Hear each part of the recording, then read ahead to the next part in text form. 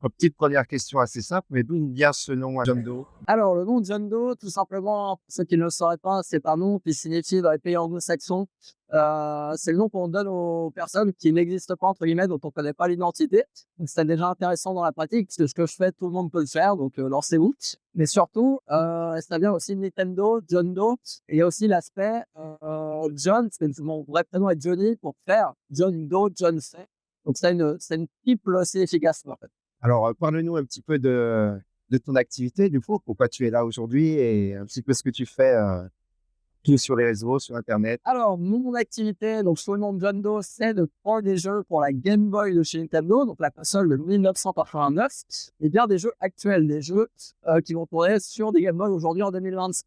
Donc le principe, c'est aussi de faire des jeux qui sont locaux, parce que je fais beaucoup de jeux sur la ville de Dijon, le département, éventuellement sur la France, donc notamment en langue française, et également de rattacher toujours avec un petit élément, j'ai envie de dire, du territoire dans lequel va se situer le jeu. Donc là, on peut peut-être parler un petit peu plus de tes projets actuels Ouais. et ceux qui à venir aussi, un petit peu plus dans le détail, un petit Ouais, bah, alors, si on parle vraiment de mes projets, ce qui m'a fait connaître, c'est le jeu Dijon Game Boy que vous avez juste ici, donc en version remake. Ça a été mon premier jeu, mais depuis, il y en a eu quand même pas mal, hein. Et là, les projets qui sont vraiment actuels, vous avez le jeu Côte d'Or, qui est juste ici. Hop, je le prends juste là. Qui tourne d'ailleurs sur la Game Board qui est à côté de nous, la Game Board d'Arcade Legends, qui est mon partenaire pour les salons comme on est aujourd'hui. Donc là, vous avez un jeu en fait qui a été demandé par le département de la Côte d'Or, qui est un jeu qui a été destiné à la semaine du numérique. C'est un jeu dans lequel vous allez parcourir différents niveaux, à la fois en plateforme, à la fois en vue de dessus, un peu à la Pokémon Zelda, pour vous apprendre les bases du numérique.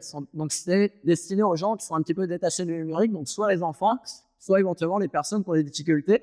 Et chose intéressante, je l'ai sorti en version boîte que vous retrouvez ici, donc directement avec la cartouche ou avec la boîte. Pour une raison, c'est qu'on a travaillé avec la faculté de Dijon dessus pour le faire traduire en FALC, donc français facile à lire et à comprendre, qui est un champ d'études qui est lancé par le ministère de l'Éducation aujourd'hui. Il n'y a pas de traducteur officiel, de traduction officielle de FALC, donc français facile à lire et à comprendre. Donc c'est en plus devenu un jeu qui est rentré dans le champ d'études de l'Éducation nationale. Donc c'est en plus une petite un petit bonus pour moi parce que je ne m'y attendais pas en me lançant dans le jeu vidéo. Donc c'est hyper cool. Et après, comme deuxième projet, tu as le projet Maquette. Donc ça, le projet Maquette, c'est un triple projet. Je vous montre un petit peu comme ça. Hop. En fait, c'est un projet qui a été initié par Zera The Kid, qui sortait son premier projet de musique. Donc il y a un vrai album qui existe, hein, qui est tout à fait trouvable, qui est écoutable sur Spotify ou autre. Et en fait, son premier single qui s'appelle Maquette, en featuring avec Cyré, donc le rappeur, on a décidé d'en faire un jeu vidéo. Que vous avez, hop, je sais. Donc tout pareil sur cartouche, vous pouvez y jouer sur votre Game Boy Color. Et le principe, après avoir fait le jeu, c'est qu'on a sorti du coup la cassette. Vous avez vraiment la cassette audio qui existe avec le single maquette. Donc on a tout fait au format cassette, hein, vous l'avez compris, c'était ça, avec Active Délicat sur le monde musical. Et dernière chose, on a sorti le clip sur Game Boy Advance. Donc là, vous avez vraiment le package G3 qui fait référence à la Game Boy. Et du coup, bah, c'est aussi cool de faire du cross-platform, comme on l'a vu avant avec le jeu du département. Là, on est parti sur un projet musique. Et du coup, c'est aussi cool de faire cohabiter les univers du jeu vidéo et de la musique ensemble.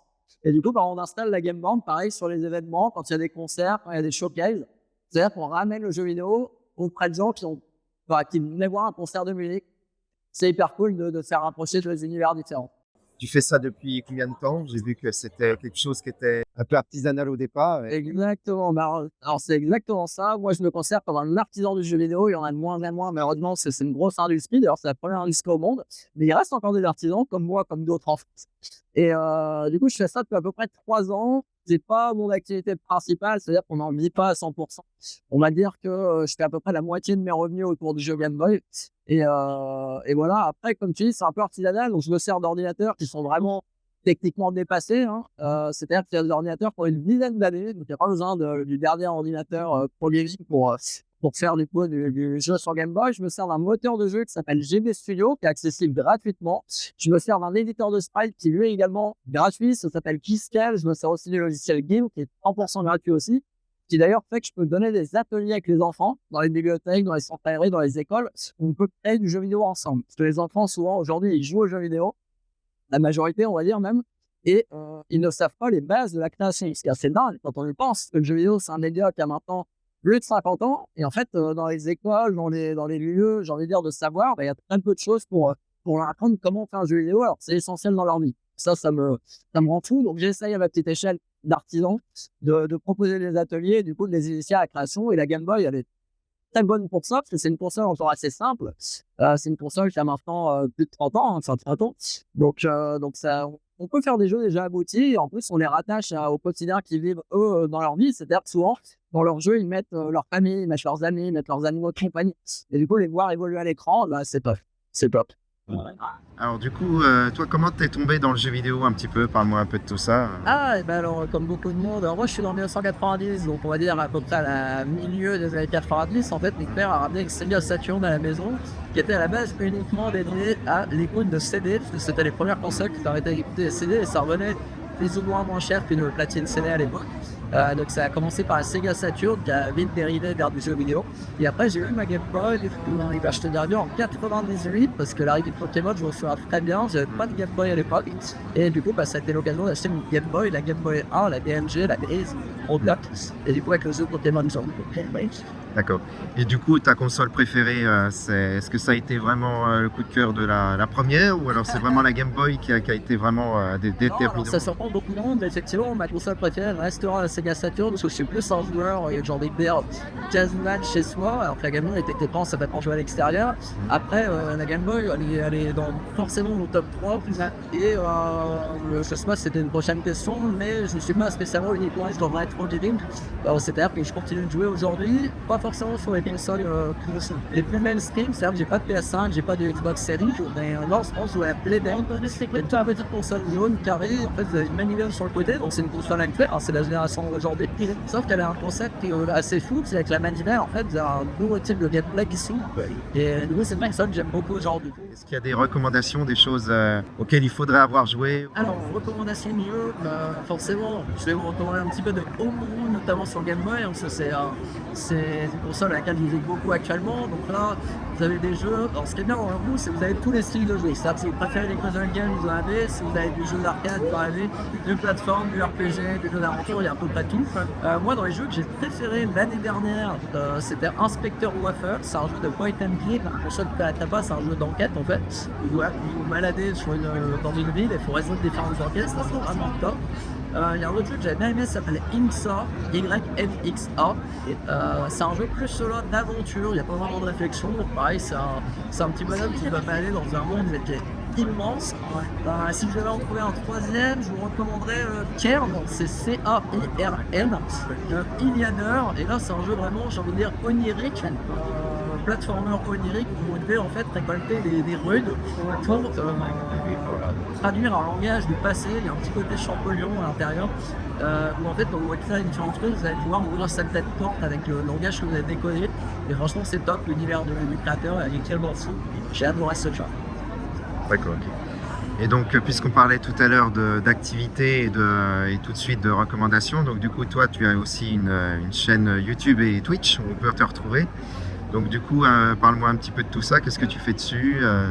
Alors effectivement, pour partager ma ou mes passions, c'est selon j'ai ouvert en fait une chaîne Twitch et une chaîne YouTube.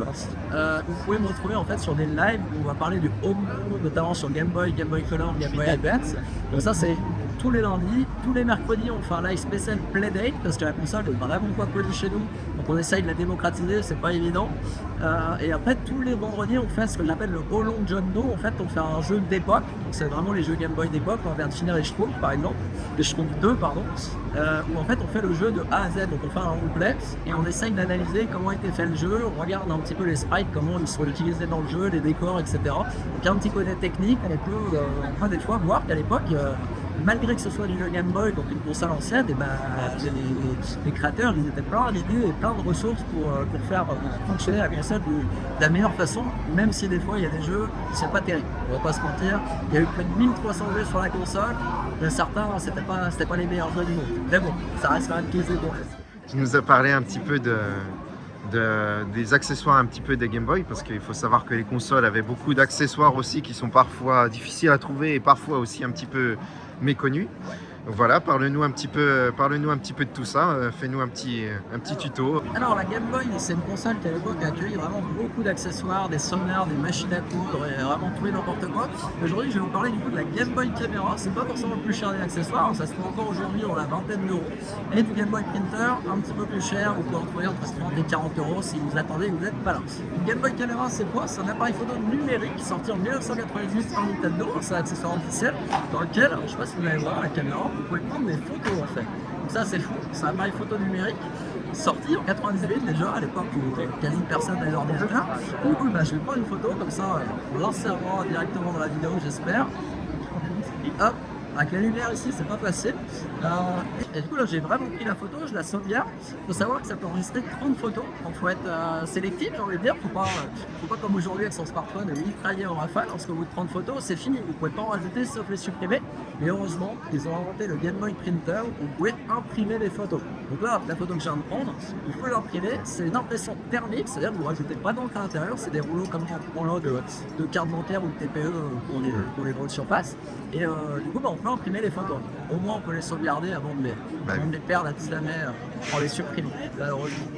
Oui. Est-ce qu'il y a d'autres accessoires voilà, un petit peu fun, un petit peu marquant comme ça Sur la Game Boy, oui, bien sûr. Alors comme j'en ai parlé juste avant, mais je parlais du coup du Pocket Sonar, qui est un accessoire pour la pêche. En fait, alors je n'ai pas là, on n'est pas parti à la pêche, on est en salon. Mais en fait, vous aviez un sonar que vous branchez à votre console pour en fait repérer les poissons et lancer votre ligne au bon endroit. Donc ça c'est assez fou, parce que sur votre Game Boy, ça vous affiche théoriquement la localisation des poissons sous l'eau. Donc c'est assez fou. Il y avait aussi comme accessoire assez rare cette fois-ci la machine à coudre. En fait, vous branchez votre Game Boy avec une machine à coudre et vous pouvez dessiner le motif que vous vouliez broder avec la machine à coudre. Donc ça c'est assez fou aussi. Après la Game Boy, il y a eu les classiques, les loupes, les lumières, etc. Parce que je me rappelle que c'est un écran qui n'était pas éclairé. Rétro-éclairé pardon. Et après, il y en a eu tellement que là j'en ai pas d'autres qui me viennent à l'idée. Quel jeu t'a vraiment marqué Je vais être plutôt classique, j'ai envie de dire, dans cette réponse. Moi, comme jeu parfait pour la console parfaite, il y a Tetris. Tetris, on le reprend aujourd'hui, on peut encore nous le mettre en convention et autres, ça part directement de quart de tour sur la Game Boy. C'est la console pour ce jeu, quoi. Je ne sais pas comment l'expliquer autrement. Après, comme jeux qui m'ont marqué, je vous l'ai dit, j'ai eu la Game Boy avec Pokémon jaune, forcément Pokémon, qui est d'ailleurs exploitable avec le Game Boy Printer, que je vous montrais, vous pouvez imprimer vos petits Pokémon avec le printer. Il y a eu aussi, bien sûr, Mario sur Game Boy. Alors moi, je suis de l'école du premier Mario. Il y en a beaucoup qui préfèrent le 2 parce qu'il est plus beau, il a de plus gros sprites, il y a plus de détails. Moi je préfère le 1, là c'est chacun son avis. Malgré que j'adore la saga Wario qui a suivi par la suite. Après qu'est-ce qu'on a d'autre sur Game Boy? Bien sûr il y a le Zelda de Game Boy qui est sorti à la fois en version monochrome, à la fois par la suite en version DX améliorée, qui lui aussi utilise le Game Boy Printer. Je pense qu'on est tous d'accord pour dire que c'est vraiment le jeu d'aventure de la machine. Nintendo ils ont prouvé qu'ils pouvaient quasiment faire entrer une Super Nintendo dans une Game Boy, c'est incroyable. Et puis après il y a beaucoup de jeux que je sais, Blues Brothers par exemple, il y a Felix sur Game Boy qui est quasi le même que sur NES mais qui reste un excellent jeu. Bref, c'était toute la journée. Et du coup, puisqu'on parlait un petit peu de Twitch aussi, de YouTube, où est-ce qu'on peut te retrouver? On peut me retrouver sur tous les réseaux sociaux, donc sur le nom de John Doe Game Boy la plupart du temps. Sinon, si vous tapez John Doe ou John Doe Game Boy, vous devriez trouver. Vous pouvez me retrouver du coup sur Instagram, sur Facebook, sur X, sur Blue Sky, sur YouTube, sur Twitch. Alors moi, j'avais une toute dernière question aussi, parce que j'ai vu sur les réseaux sociaux que tu utilisais des images, enfin des vidéos sur des cartouches. Et il y en a une qui a fait pas mal le buzz, on va dire, sur Instagram, c'est la réponse de Sylvain, voilà, de Vibreca. Donc j'aimerais savoir un petit peu d'où est venue cette idée et un petit peu comment ça fonctionne. Alors il faut savoir qu'à l'époque il existait sur Game Boy Advance des cartouches, vous pouviez regarder des dessins animés la plupart du temps, mais également des films. Donc des dessins animés, il y avait tous ceux de Cartoon Network, Dexter, Johnny Bravo, il y en avait beaucoup. Et vous avez en film notamment Shrek. Shrek a été distribué sur Game Boy Advance, je sais c'est bizarre, mais c'est le cas. Aujourd'hui bien sûr les logiciels, il y a des petits malins, on va dire, qui ont trouvé le moyen de le refaire aujourd'hui. Donc c'est pas moi du tout qui ai inventé le logiciel qui permet de mettre de la vidéo sur Game Boy Advance. Mais je m'en suis servi pour notamment mettre la réponse des Sylvain de Vibreca sur le Game Boy Advance qui a fait beaucoup rire les gens. Et en fait, c'est un total hasard parce que je suis tombé sur ce logiciel le week-end où la vidéo de Sylvain sortait. Donc je me suis dit, dans ma tête, des fois, il y a des idées qui se recoupent, j'ai envie de dire, de façon un peu bizarre. Et du coup, bah là, c'était typiquement la bonne vidéo au bon moment. Et en fait, quand je l'ai sorti, c'est vrai qu'il y a eu un petit peu de vue. Je ne l'attendais pas forcément. Mais je sais que Sylvain aussi, il y a pas mal de jeux vidéo derrière lui dans son studio. Et du coup, je ne sais pas s'il l'a vu. Je ne sais pas si ça a été jusqu'à ses oreilles. Mais ouais, on a cumulé un peu plus de 100 000 vues, je crois, sur cette vidéo. Donc, ce qui est assez incroyable pour moi, parce qu'habituellement, ça fait beaucoup, un tout petit peu, mais un tout petit peu moins, on va dire. Mais ouais, c'était une bonne surprise. Est-ce que c'était une bonne idée? Je ne sais pas. Je sais jamais si les idées sont les bonnes idées.